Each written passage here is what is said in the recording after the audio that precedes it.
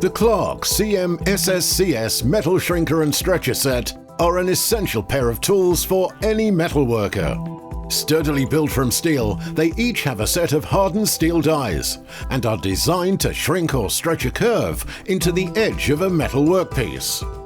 The shrinker easily creates inside curves, and the stretcher creates outside curves. They are suitable for aluminium up to 1.5 mm, mild steel up to 1.2 mm, and stainless steel up to 1 mm thick.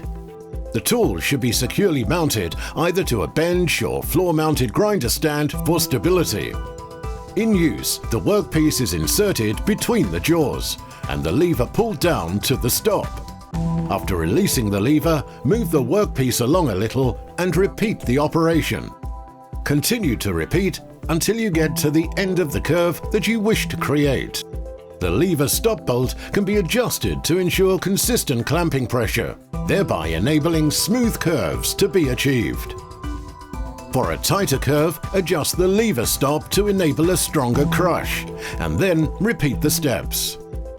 Stretching and shrinking are both performed with the same method, the choice of tool determining which result will be achieved.